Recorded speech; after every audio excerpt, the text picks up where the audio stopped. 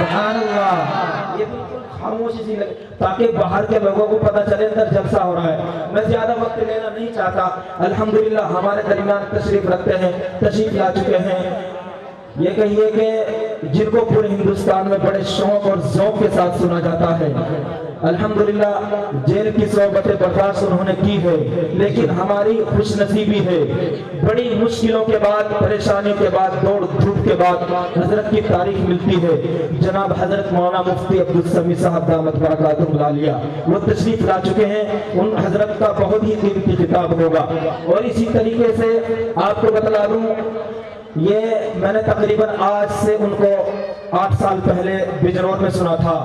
بہت ہی خوبصورت خطیب ہیں, جہاں ایک مرتبہ ان کو بلایا جاتا ہے وہاں بار بار بلایا جاتا ہے, اور جو ایک مرتبہ ان کو سنتا ہے بار بار سننے کی کوشش کرتا ہے. جن سے میری مراد حضرت مولانا عابد صاحب دامت برکاتہم العالیہ ہیں.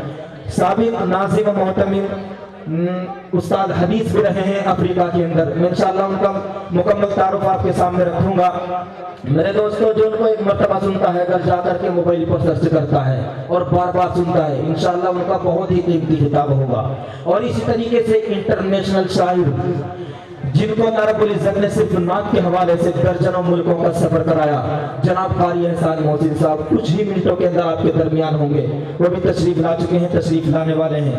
میں مبارکباد پیش کرتا ہوں یہاں کی پوری کمیٹی کو کہ آپ نے وہ ہیرے, وہ خطیب, وہ نعت شاعر اور وہ قرہ حضرات اس اسٹیج پر جمع کر دیے کہ جن کا ایک ساتھ دیکھنا بڑا مشکل ہوتا ہے. اللہ رب العزت حضرت قاری تنویر صاحب اور یہاں کی انتظامیہ کی عمر دراز فرمائے. آئیے حضرات سامنے, میں نعتیہ کلام کے لیے آواز دینے جا رہا ہوں, لیکن میں آپ کو مطلب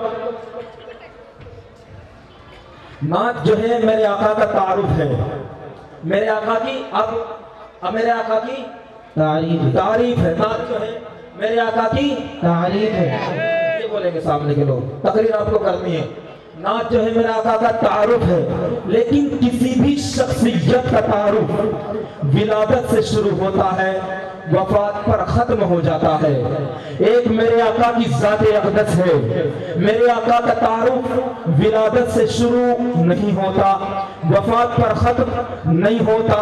ارے میرے آقا کا تعارف تو اس وقت سے شروع ہوتا ہے جب نہ زمین, نہ زمان, نہ مکین, نہ مکان, نہ حور, نہ غلمان, نہ جن, نہ انسان, نہ جنگل, نہ بیاباں, نہ سورج, نہ روشنی, نہ چاند, نہ چاندنی, نہ ستارے, نہ سیارے, نہ عرشی, نہ فرشی, نہ نوری, نہ ناری, نہ جنت, نہ دوزخ, نہ لوح, نہ قلم, نہ ابر, نہ گھٹا, نہ فضا, نہ ہوا, نہ نسیم, نہ شمیم, نہ گرمی, نہ سردی, نہ بہار, نہ گدا, نہ نہا, نہ عیا, نہ ہیرے, نہ جھلک, نہ آنکھ, نہ پلک, نہ دل, نہ دھڑک, نہ سبزہ, نہ لہک, نہ بلبل, نہ چہک, نہ ہیرے, نہ جواہر,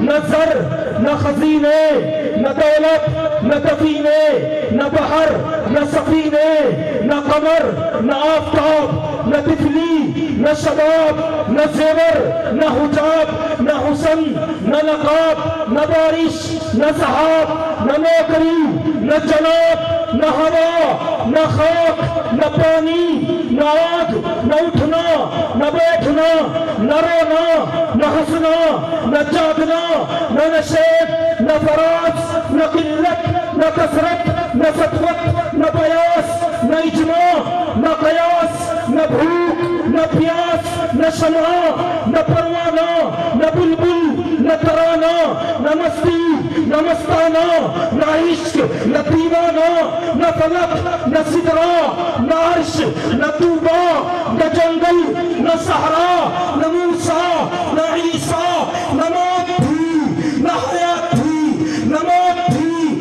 نہ حیات تھی, ایک اللہ دوسری محمد کی بات تھی. پھر میں کیوں نہ کہوں کہ ساری دنیا کے رسول پر والے ساری دنیا کے سخنور بھی اکٹھا ہو کر ساری دنیا کے سخنور بھی اکٹھا ہو کر نبی کی ایک سنت کی بھی توصیف نہیں کر سکتے. ارے آپ کا چہرہ انور تو بہت دور کی بات, آپ کی ایک جوتی مبارک کی بھی تعریف نہیں کر سکتے. آئیے حضرات سامعین, میں نعتیہ کلام کے لیے آواز دینے جا رہا ہوں. اسی مدرسے کے ناظم اعلیٰ بہت میرے عزیز ہیں, میرے مشفق ہیں, جن کی محبت و بڑی دعوت پر میری حاضری ہوئی. جناب قاری محمد تنویر صاحب, نوجوان الحمدللہ قاری بھی ہیں اور بہترین موقع محل کے اعتبار سے خطیب بھی ہیں. یہ کہیے کہ الحمدللہ اللہ رب العزت نے تمام فنون سے ان کو نوازا ہے. اللہ رب العزت حضرت کی عمر دراز فرمائے. میں اس شعر کے ساتھ حضرت کا استقبال کرنا چاہتا ہوں کہ باادب پھر ادب کا مقام آ رہا ہے, باادب پھر ادب کا مقام آ رہا ہے, محمد کا پھر ایک غلام آ رہا ہے. باادب پھر ادب کا مقام آ رہا ہے, محمد کا پھر ایک غلام آ رہا ہے. آواز پر جن کی فدا ہے یہ زمانہ, وہی آج شیری کلام آ رہا ہے. جناب قاری تنویر صاحب.